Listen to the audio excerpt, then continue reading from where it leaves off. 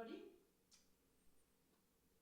I hope this live stream finds you well. And today, SACPA has Jason Schilling, President of the Alberta Teachers Association. During this time of social and physical distancing, SACPA believes it's important to keep engaging with the public on issues of the day. And in order to do so, we are very thankful for the continuing support we receive from the University of Lethbridge, Shaw Spotlight, and the Lethbridge Herald. As I mentioned, today we have speakers of service as Vice President and more than 8 years of service as District Representative for Southwest. Prior to his election as the President of the ATA, Schilling was a teacher and drama teacher at Kate Andrews High School here in Coaldale, where he worked for 17 years. Mm-hmm. Thank you for joining us. It's been an absolute pleasure to have you here today. And thank you. Look forward to your talk. Well, thanks very much. And thank you to the Southern Alberta Council for Public Affairs for having me today to discuss leadership in Alberta during this COVID-19 pandemic crisis that we're all experiencing. As was said, I'm Jason Schilling. I'm president of the Alberta Teachers Association. I am from Lethbridge. I've been teaching in this area for over 20 years and recently at Kate Andrews for the last 17. As part of my presentation, I'm going to go through a bit of a timeline over the last several weeks as prior to the onset of the pandemic, however. It's important to know that the ATA has been advocating the government for full funding for education in Alberta, and we want to make sure that every student has the successful tools that they need as they go to school, and as we know that funding for school is important.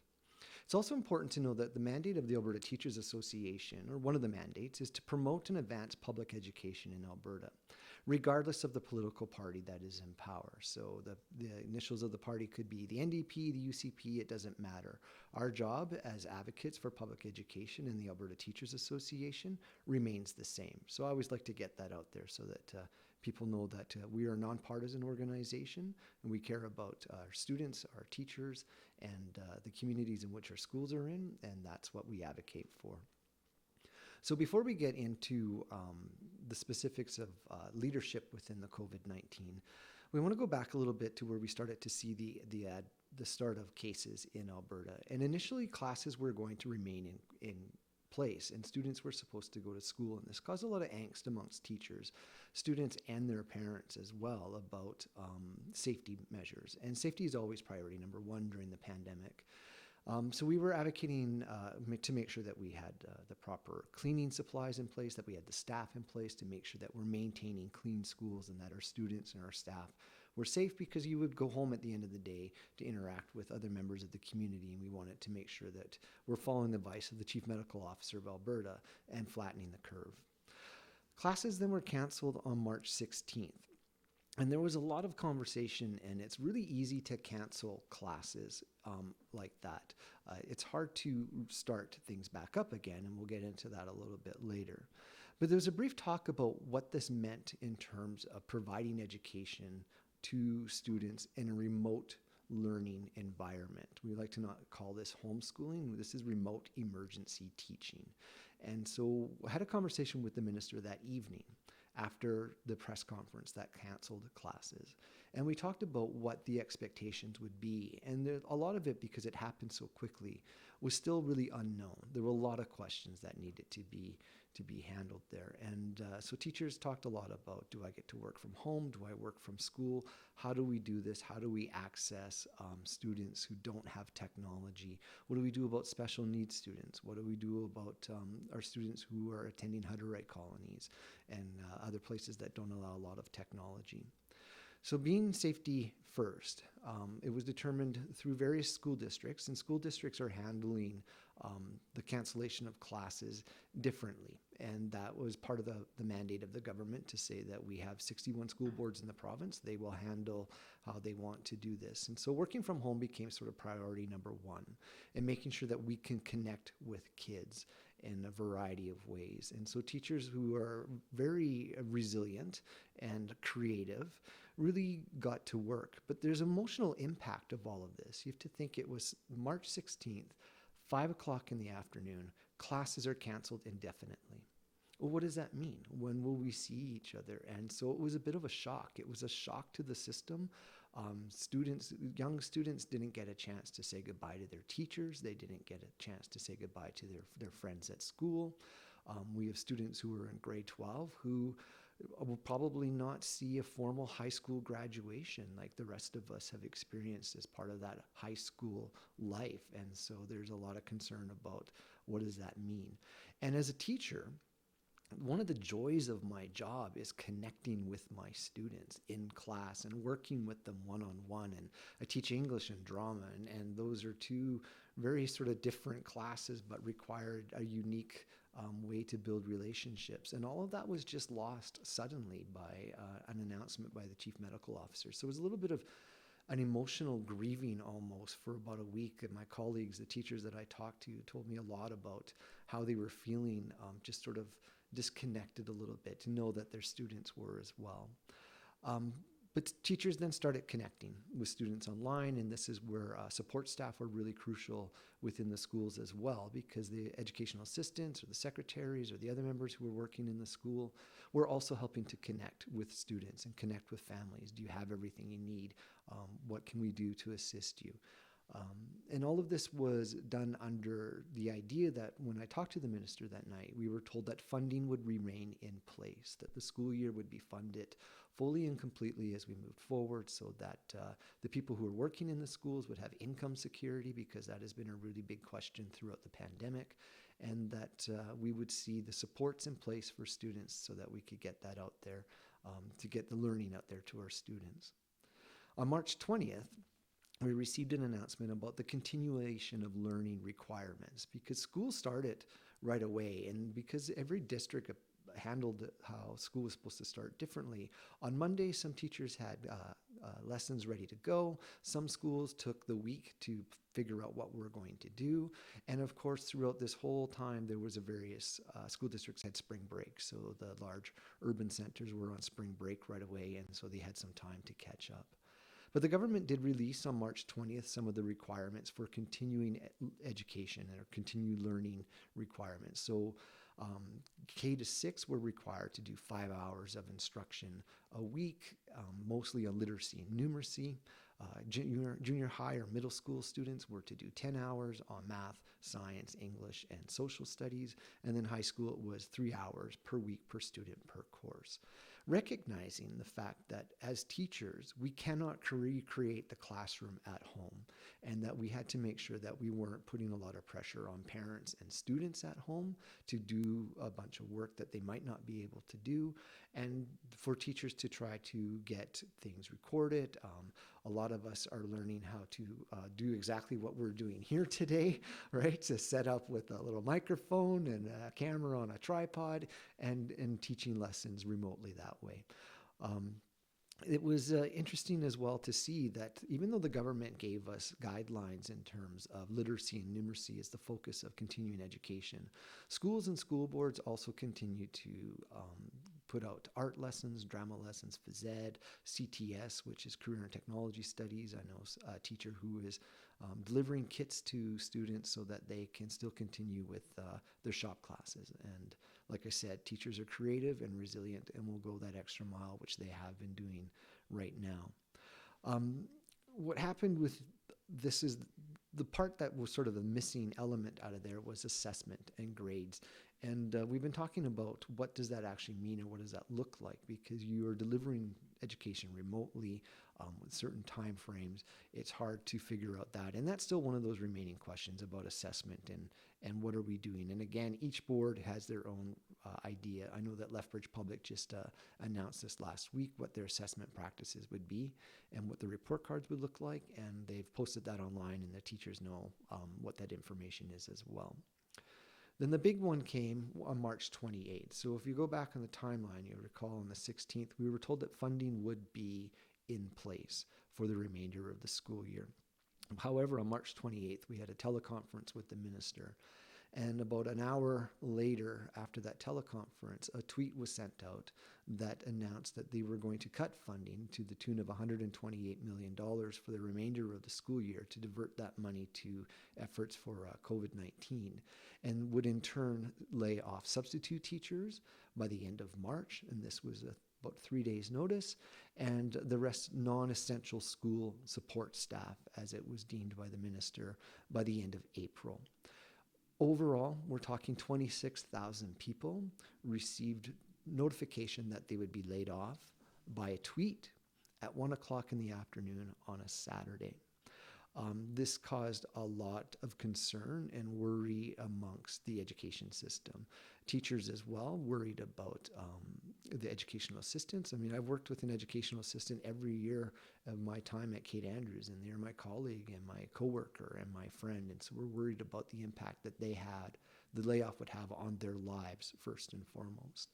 And then also looking at the impact of what that would be for students. Educational assistants at schools were working with teachers on helping to deliver lessons. So the teacher might record a lesson, deliver it. EAs were contacting students by phone, usually sometimes through video conference, and said, okay, what about the lesson do we need to look at? How do we modify it? How do we make sure that you are successful in achieving this lesson in school right now? Also looking at support staff in terms of janitorial staff, right? So to make sure that schools are clean. Schools have been doing a very deep cleaning over the last several weeks just to make sure that schools are a safe environment, as they should be, and secretaries and bus drivers. And I know that every district has different contracts with their bus drivers, and I know that some were laid off right away, but some rural districts were actually using, sort of in the northern eastern part of Alberta, were using some of their bus drivers to deliver paper packages to students on their bus routes who didn't have access to technology. Or, as we know, living in rural parts of Alberta, technology is not always, the internet's not always as fast. And we also know that we have students who are at home with parents that might have 2 or 3 students at home that are all clamoring to use the same computer. And so EAs were really essential in helping teachers get the lessons out and to make sure that the continuity of education was going forward. The government also indicated on March 28th that boards would be the ones to determine which staff were essential and non-essential. And this raised a lot of questions about special needs students who work with EAs one-on-one, and what would that mean for students who have special needs. I remember talking to a teacher who had a student who was autistic, and a lot of autistic students sometimes are really reliant on routine to help them. And this whole pandemic and canceling of classes is definitely hard on students like that. And so the EA's regular contact with the student who had autism really was a comfort for them and allowed them to not get too anxious. And those are really key relationships that we have in education, and we need to make sure that that was recognized and that was there.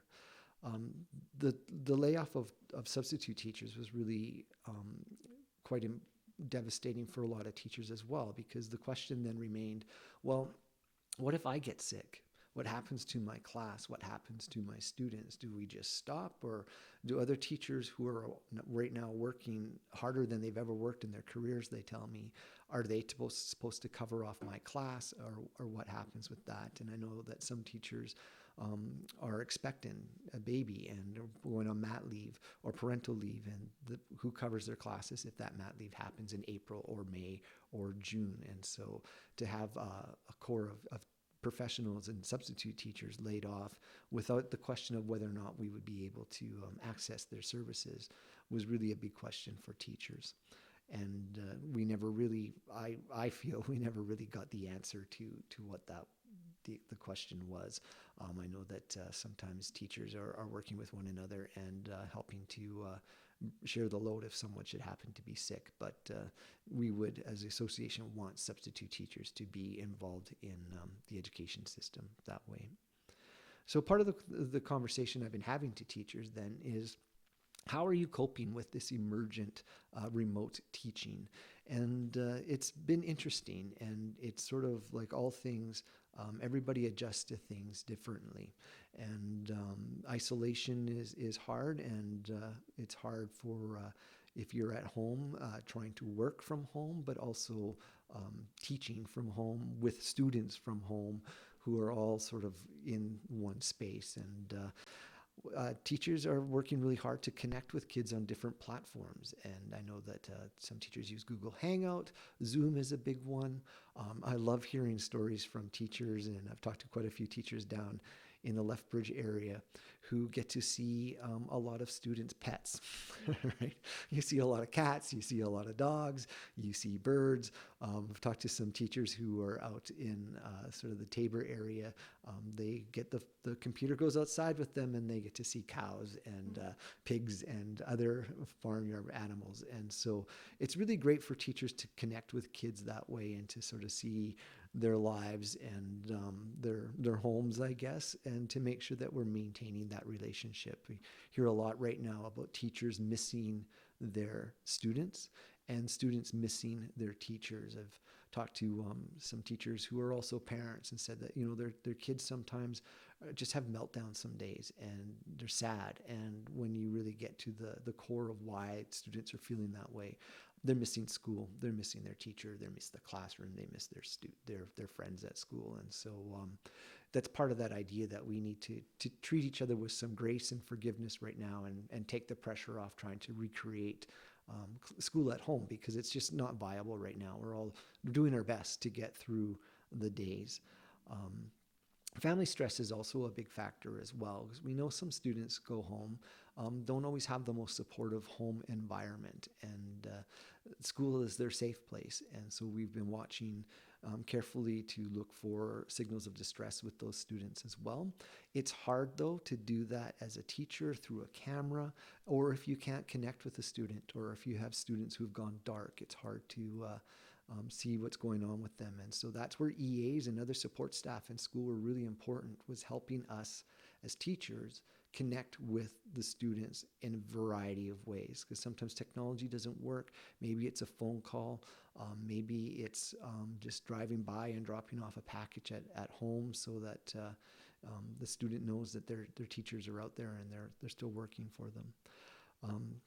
It's been various levels of success with engaging with teachers, various levels of success engaging with students. I know that some teachers are having full classes attend, and some have not, and it's been difficult because some students are working, and for a variety of reasons, they're just hard getting in there and talking with their teachers.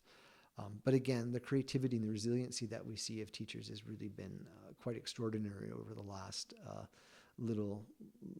last few weeks. I mean, I've always had a lot of strong faith in my colleagues and their skills teaching, but they've really shown that the skills that they have as professionals really translate over to this emergency remote teaching. And it's really important in that. I think also teachers have recognized as well, and probably parents that I've talked to as well, recognize that the education that we're delivering through a remote emergency teaching system like this needs to go beyond literacy and numeracy, especially when you get to the younger grades. And so we know that seeing teachers put out so this great assignment. I think I saw it on Twitter, where the assignment was sent to a child that said, build a fort in your house and read a book in it. And so, you know, that's literacy, but it's done in a bit of a unique way. I know that there's a lot of baking going on, and I see pictures of sourdough breads everywhere and cakes, and that parents are doing things that are a bit unique beyond the literacy and numeracy. And teachers are also trying to make sure that they give art lessons and music lessons and drama lessons and phys ed as well. As the weather's getting better, it's easier to get outside and move around. But as we talk to kids, as I said earlier, you know, sometimes kids get bored, and that's okay. Being bored is all right once in a while.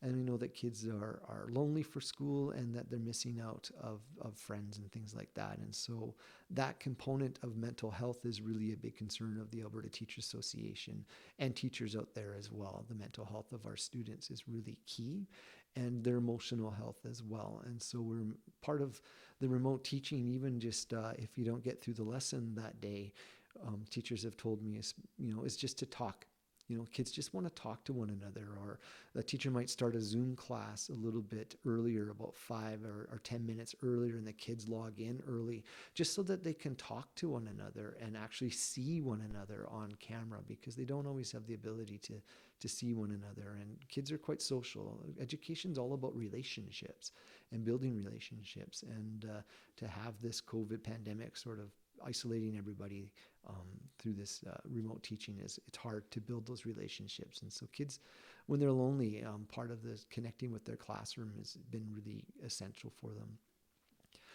We've also been talking, as I talked a little bit about assessment earlier, and one of the things I mentioned to the minister, I've mentioned this a couple times to her, is that I think that right now the pandemic and the COVID-19 remote teaching thing has really shown that we have some holes in our education system that we need to address when we come back. We can't just go back to the way that things were, and this is addressing things like kids who don't have access to technology. And I know the government is working on securing more devices for kids so that they can access technology, but also kids who don't necessarily do well learning this way. Some will thrive at it, some will struggle at it. We also need to talk about food security for students, and I know that the government has increased funding for nutrition programs that were at school, because it was a big talk about what do we do about our nutrition funding. And so that was a really key part where EAs and other support staff at school were really important, because they were also putting together nutrition packages that were also being delivered out. I know that a lot of NGOs locally have been working, food banks have been working to get packages out to families so that they have food, because students who are coming to school hungry Monday through Friday and accessing school nutrition programs are still hungry, and they're hungry on the weekends as well. And so we need to make sure that we cover that off as well. There's also, we have students who have tough home environments, and we need to make sure that they're supported as well, and that we are able to access that. And I know that teachers have been asked to look for abuse that might be occurring at home. It's something that we would do regularly at school.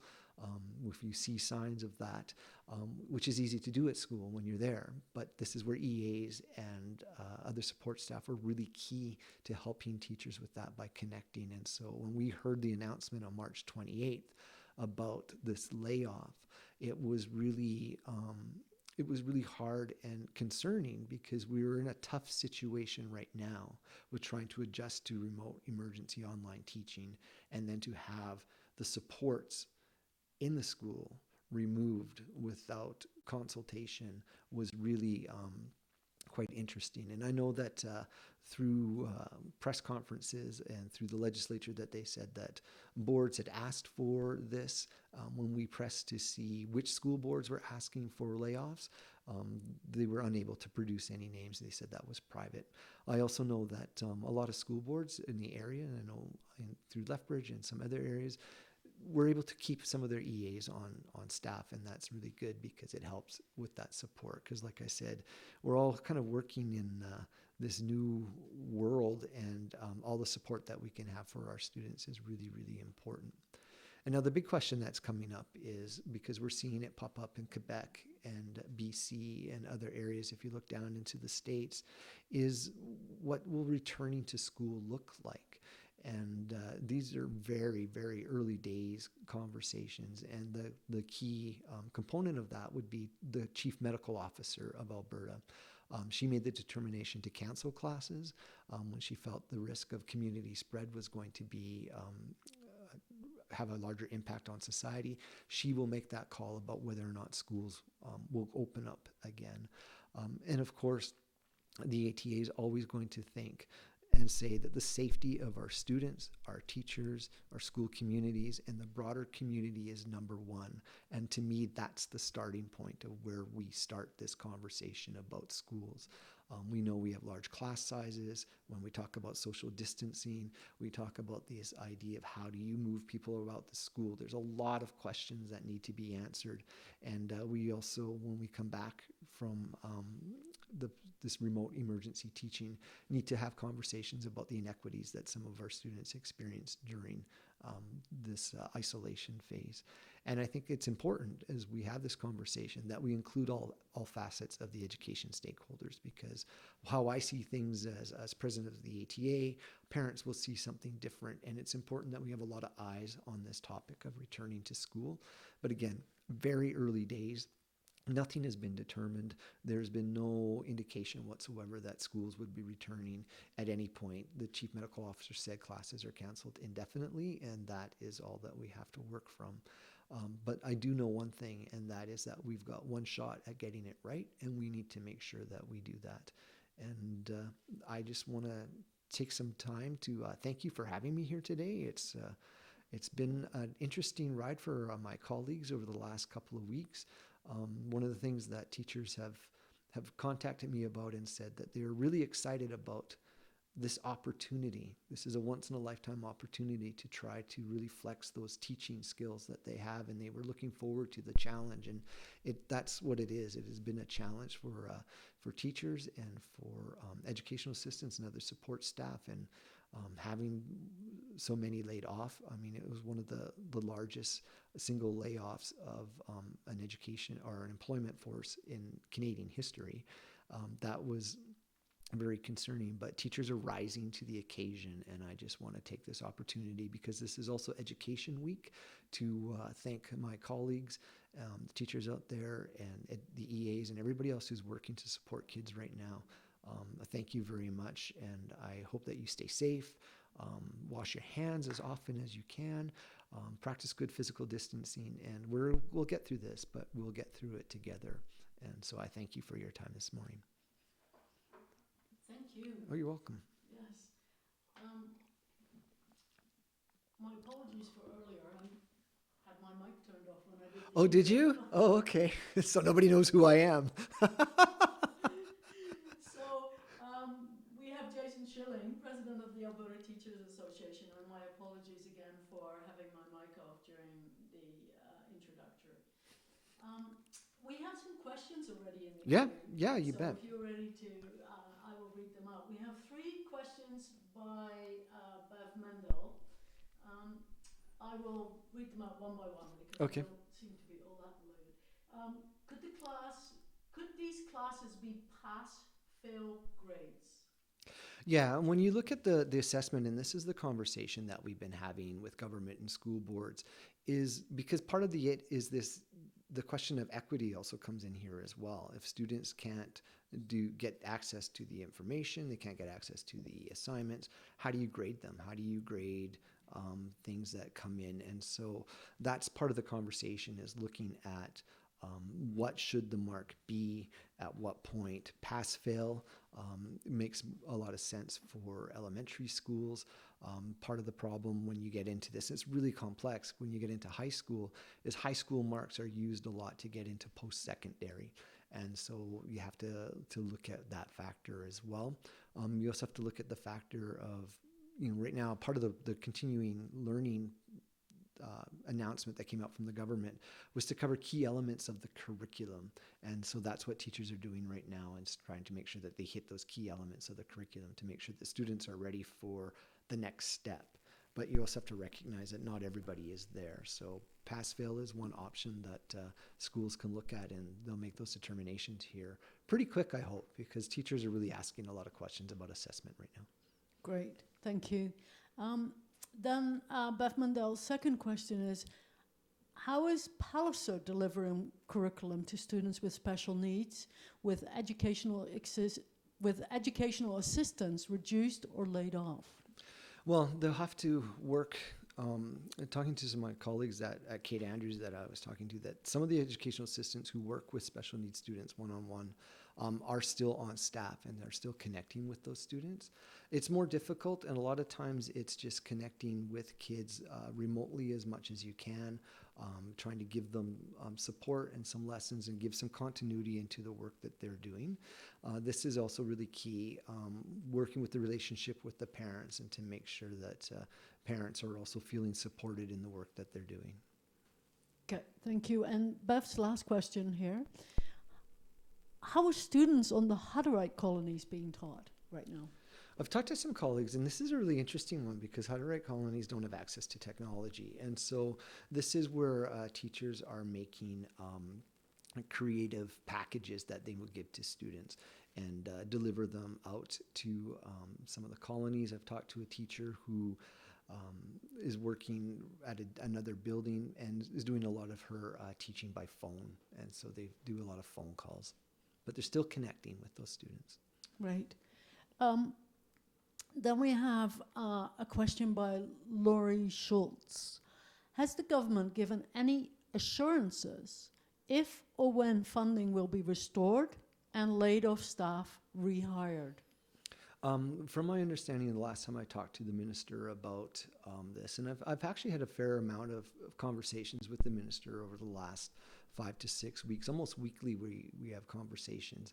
She did indicate that funding would be restored fully once classes resumed, or I think she actually said in July. So once we get into the latter part of the school year, funding would be restored, or if classes were to resume before that, and then staff who were laid off would be rehired. Okay, thank you. A question by Graham Smith. What do you think of virtual classrooms, please? Of virtual classrooms? Yeah. I think, we've always had some form of distance learning and learning where students are not going to traditional classrooms. And this remote learning now that we're doing is for an emergency basis. And like I said, for some students, it works really well for them. For a lot of students, it doesn't work. This doesn't work for them. The school is about relationships, about being with your friends. I think that as a teacher, I would prefer to be in my classroom with my students, working with them one-on-one, working with them in groups, because that's part of that element of when you work with a student, you really get to know who they are and what their strengths are and what their weaknesses are. And when you spend time with them in that capacity of the classroom, you can really then push them in terms of their education. Virtual teaching like this is great when everybody has everything that works and that we have a good Wi-Fi connection and that it doesn't freeze all of a sudden, right? And so it serves some people, but really most of the teachers I talk to would prefer to be at school with their classes because they miss them. Right. And Laurie Schultz have another question. For students who had an assigned EA, how is this being managed? Well, they'll have to look at ways the schools I know have been able to keep some of their EAs. The ones that have been laid off, that will fall on to teachers to do that work and to pick up that part of the component of the classroom that is missing. That's why I said teachers right now are working harder than they ever have before because they're trying to connect with all of those kids. I know that some of my colleagues are working in pods or groups, so they're working together, and so they're helping to support one another as well in that work. Okay. And then Claude Peterson, it is probably difficult for you to comment on this, but it seems like the UCP government has a fair amount of disdain for basic education, healthcare, and post-secondary and science in general. Well, it's more of a comment, not really a question. Yeah. It goes back actually to what I said at the beginning. We have been advocating with this government for public education to make sure that we have full, adequate funding. We started the school year in 2019, and I can't believe it's only been, this is still the same school year. We started the school year in 2019 without a budget. And when the budget came down in October, there were cuts to the budget. And the budget document itself didn't have the column of the previous years. And so we FOIPed it as an association and found there was a $136 million cut to school boards across the province. Budget 2020 came down in February before the pandemic with a new funding formula for students. And some districts are going to win and some districts are going to lose on this. A lot of rural districts will be supported with this rolling average if they have a declining enrollment, but larger schools in the urban areas, in the cities, will be losing money. And so we were advocating because there's still about a $36 million cut in that budget, compound it with the $136 million cut before. And so now to have the pandemic come makes us wonder what we will be looking at when we come to the fall with the budget that was passed during the pandemic as well. As part of our work is to make sure we advocate with the government, and as much as I disagree with the policies that they might be passing, we still have to work with them. As I said at the beginning, we're nonpartisan. We work with the government that we have to try to advocate for our students, and it's been challenging. I know there's a couple of questions in the queue, but I'm going to ask one because I have it in my head. Because you have a microphone. I have that too. Right, yeah. And it works now. Yeah, there you go.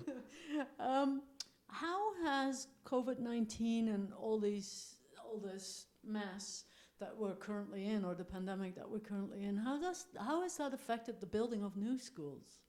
They're still moving on construction of new schools, and actually the government made an announcement a couple of weeks ago that they would still proceed with working on new schools, and they've been using this time, I know, when people have sort of been out of the building or there's not a lot of people in the building, to do some modernization of some schools. So it is still moving forward with the construction of new schools. Of course, our conversation with government then will be, we have to make sure that those schools are fully and adequately funded, so they make sure that they build new schools, but they don't always provide the district money for desks or books or staff. We're worried that we're going to see cuts to teaching staff in the fall, and so you can build all the schools you want, but you have to make sure that you have people in there to work in those right. buildings. Yeah. Mark Goodall, why were teachers initially required to physically report to school? Did that not potentially expose them to the virus? That was a decision that when that came down on the 16th and we had conversation with that was a decision the government said that school boards would make. And so individual school boards made those decisions and had teachers report to work. Of course, having this announcement come on March 16th at 5 o'clock on a Sunday, childcare was a huge factor for everybody. Parents who were still working, who send their kids to school, some had their kids at home, and teachers who have kids who normally send them to school have their kids at home. And so that was a big factor there. We quickly worked with government and senior officials to make sure that a work from home and work from school component was thought of very quickly, because you're absolutely right.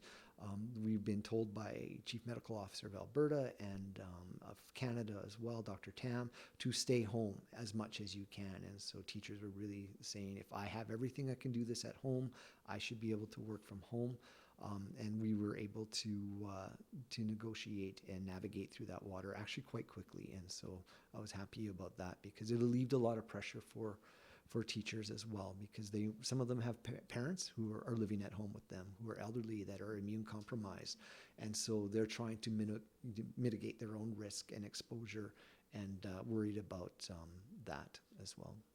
I think that's a conversation that's going on in Quebec right now with reopening, right? Yeah, and it's a conversation that's still, sometimes schools will have a PD day and require people to come in, and you also have to remember the number of the sizes of groups. When classes were canceled, you could still have groups of 50.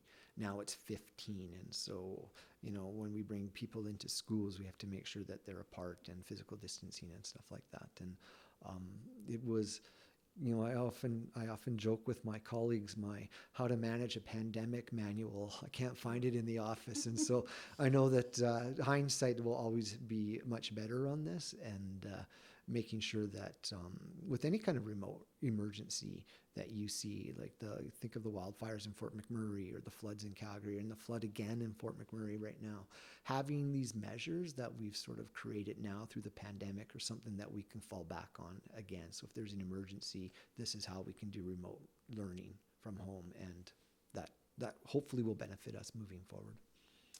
Thank you. Laurie Schultz. Jason, you have mentioned not all students have access to technology. Yeah. For those who do not, how are those lessons being administered?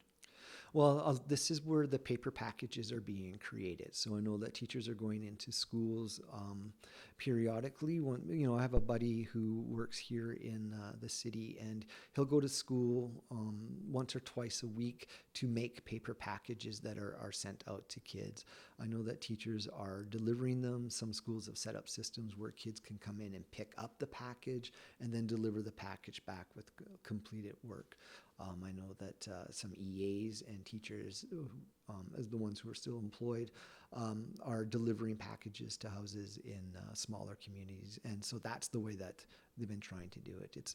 It's not perfect. None of this is.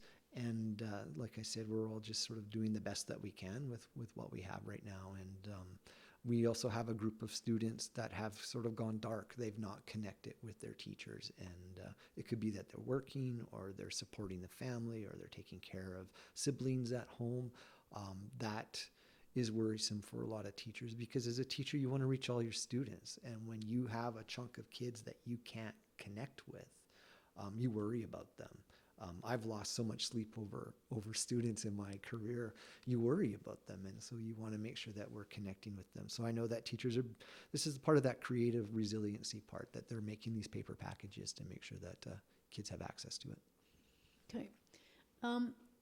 Bev Mundell, as president of the Alberta ATA, do you feel that this government's massive layoffs of teachers, etc., is part of this government's plan to destroy public education and make unions ineffective? That's a great question, Bev. And I know Bev, so I know I've met Bev several times, so I know where they're coming. When this pandemic started, we actually were really quite mindful of the fact that we don't want this remote emergency teaching way to lead to more privatization within education, because that is not what the Alberta Teachers Association is for. My colleagues have, as I said earlier, have expressed a lot of desire to be back in class with their kids. And so when part of our job is to promote an advanced public education, and we will stand against any kind of policy that we see would erode public education in Alberta. And so that is something that I believe in, and I know a lot of my colleagues believe in, and that we will fight for it.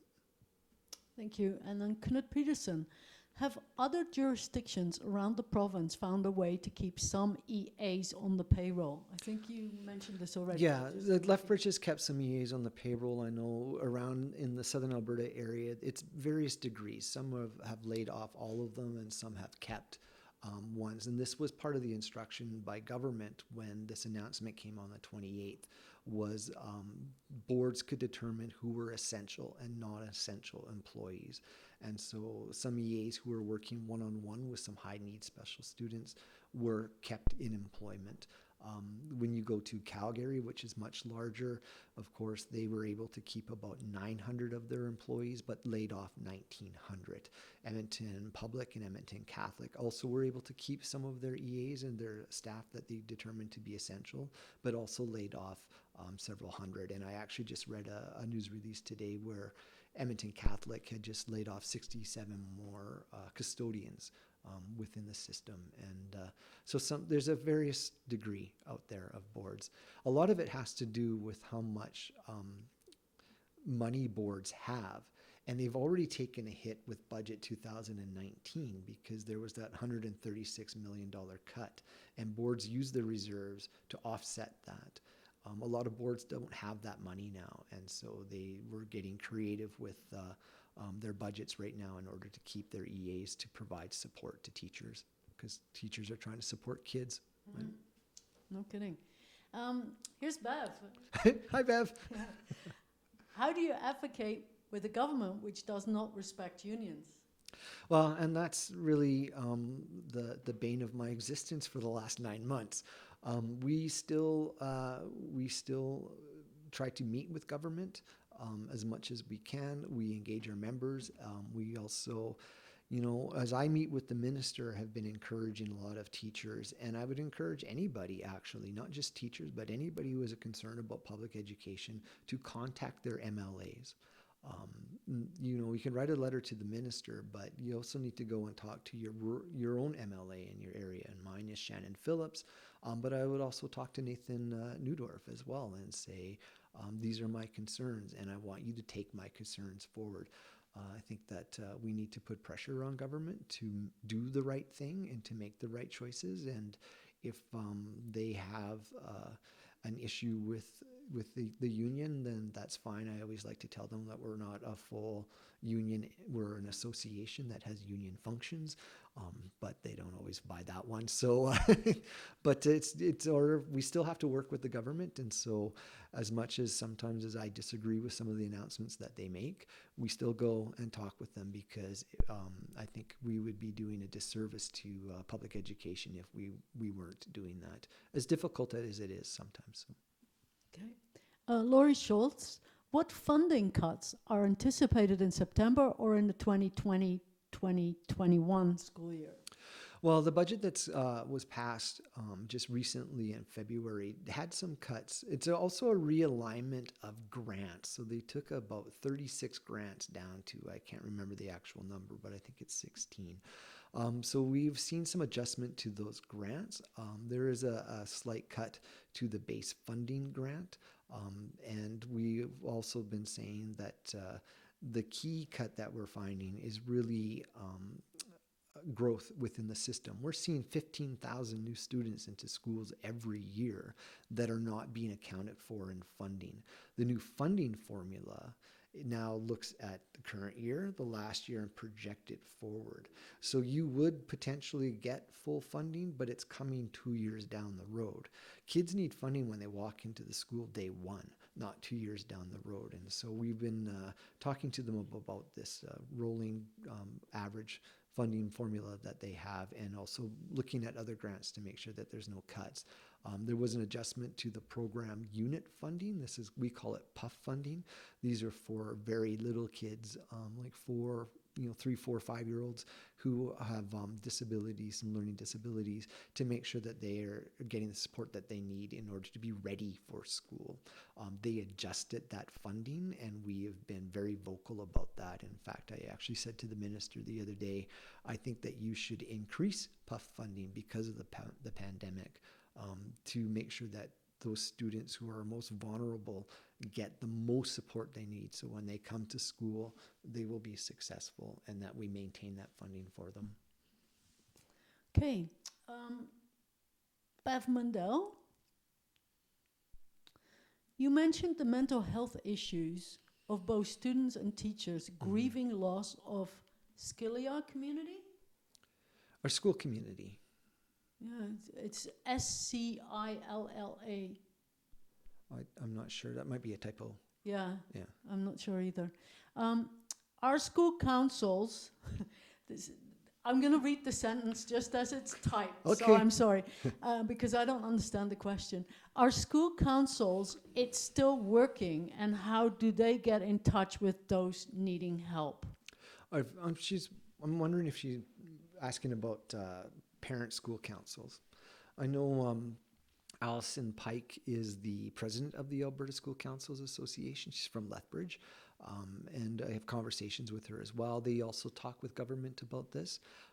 It's been a matter of connecting with your school council liaison who's at the school, and talking about that to see what supports that they can provide as well. Because I know that mental health for students and for teachers will be a really big component once school reopens, and that we need to have already started this conversation with government as well to make sure that we have the funding in place to provide the supports and services for that, because there's lessons that we can learn from Slave Lake or Fort McMurray about when they had to evacuate in very different circumstances, but they had to evacuate quickly and were out of school for several months, and then they had to go back. There's lessons there that we can learn about going back and supporting teachers and students in that, because for some people, the trauma of what has happened here will just sort of roll off their back. It won't bother them. But for other people, it won't bother them right away. For other people, it's the onset is later on, and you could see once school comes back, an increase of sick leave by teachers or absenteeism from students who are struggling to cope, and we need to make sure that we don't have a stigma around that, and because none of us have control in this moment, right? And so we need to make sure that we are reaching out and supporting everybody as much as we can. And I do know the government has added some more money to mental supports within the province. And I'd always say, a lot of my messages, if you're struggling, reach out and get help, because you don't have to, we don't have to do this alone. Do teachers have access to that? We do through our benefit providers. And so teachers can access supports through their benefit providers, and reminding them of the numbers, and just to check with all the teachers down in the south here of Alberta School Employee Benefit Plans, as do most of the EAs. And so that they have access to that as well. And I know that, as EAs have been laid off, a lot of the districts have been carrying forward their benefits until the end of summer, and hopefully they'll be able to rehire them back in the fall, and so they won't see an interruption to that. Some have, some haven't. And again, that's hit or miss across the province. Okay. Mark Goodall, do you think that recalling students with social distancing, as suggested by some, would work?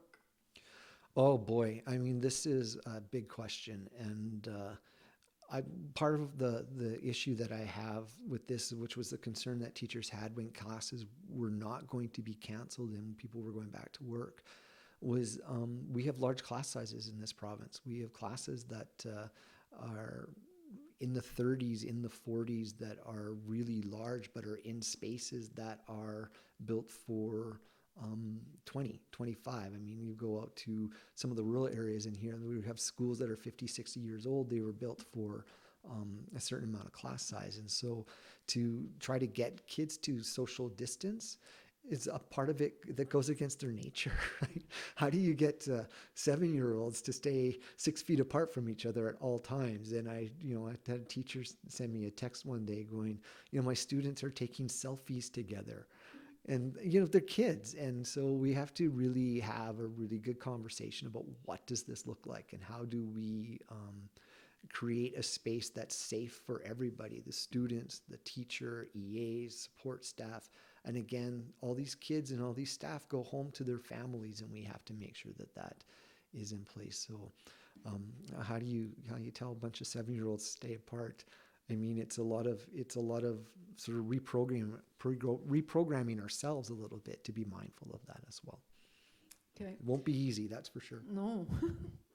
Knut Peterson, are you hoping some parents will have a whole new and better attitude towards teachers once things return to the new normal? I think parents are getting a really good sense of what teaching could be like. I always have felt extremely supported by parents, and have had a good relationship myself with parents through the course of my career. And I know that this will strengthen the bonds. It's hard, I think, too, right now, and I've been saying this to teachers and parents and other kind of video messaging and other media, that emailing back and forth and stuff like that, translation can get lost, and it's always hard to determine tone. So I always say just pick up the phone and try to talk as much. I find that myself in my own work that I just get tired of emails. I just phone the people I need to talk to and have that conversation, and it's just nice to connect that way. But I think there's a lot of parents out there who are appreciating trying to work from home and teaching and working with their students and their kids and all of that stuff. And so, yeah. And then Knut Peterson has a follow-up question. Well, it's another question.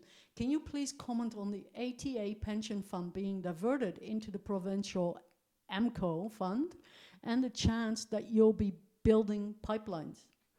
Well, I mean, this is a whole different duck altogether. So just by quick background information, because I'm watching the time here as well, Budget 2019 had a paragraph in there that transferred the asset management from Alberta Teachers Retirement Fund over to AIMCO. We weren't consulted in that, and we have a relationship as the ATA and government with the Alberta Teachers Retirement Fund for over 80 years.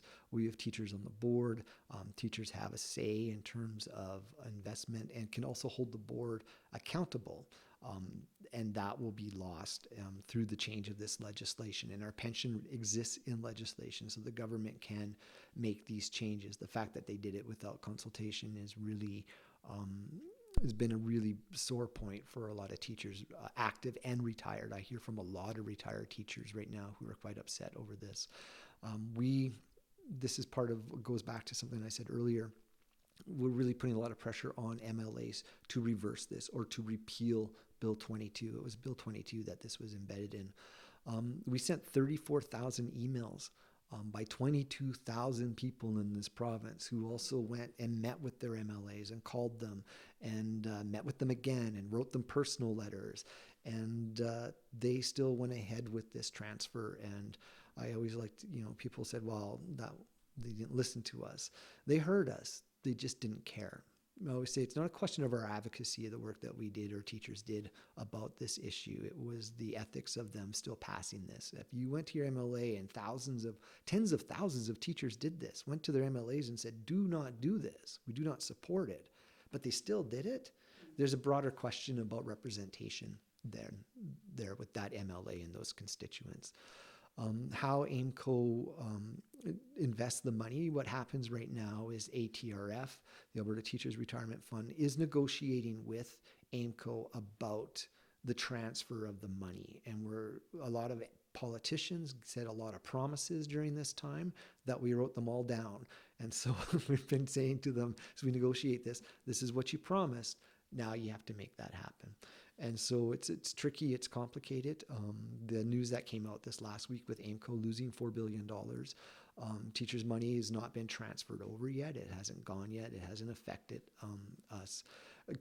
Again, caused a lot of concern amongst teachers who are retired and active. And so we have a website. It's called handsofmypension.ca that you can use to contact MLAs and to put that pressure on. We need the MLAs to put pressure on Mr. Kenny to change his mind.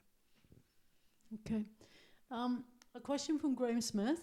Mm-hmm. Do you have any models or plans in case social distancing reversals now affect the population even worse? I don't have that kind of modeling.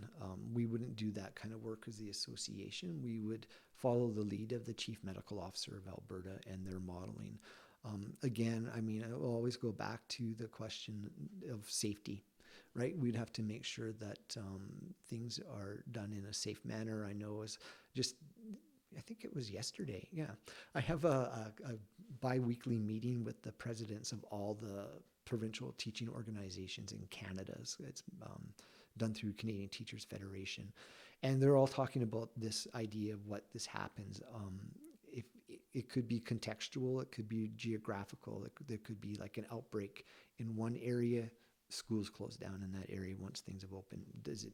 That's sort of the thing that I know that I've heard the Chief Medical Officer talk about, and others have talked about that geographically across Canada. Okay. Corinne Klassen, how would you respond to students' families who have indicated that online learning isn't working for them and have therefore decided to opt out of the remainder of the year? That's a choice that parents have to look at with their families and when it's working and stuff like that. I would still encourage parents because I know it's difficult and it's hard and this isn't easy for anybody, and to just contact the teacher directly and say, talk about why it isn't working and see if there's ways around it. Because I know that teachers will say, okay, well, here's the lesson for this week. Don't push it. If it's not working for you today, find something else to do.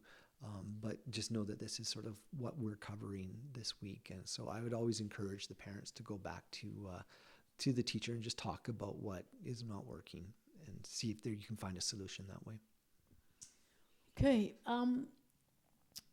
We have Laurie Schultz. Jason, I commend you and all teachers and staff to teach our students in what is akin to a virtual one-room schoolhouse. So thank you. Oh, well, thank you, Laurie. I'll relay that thanks to my colleagues. So. And Bev Mundell, thank you so much for a very informative talk.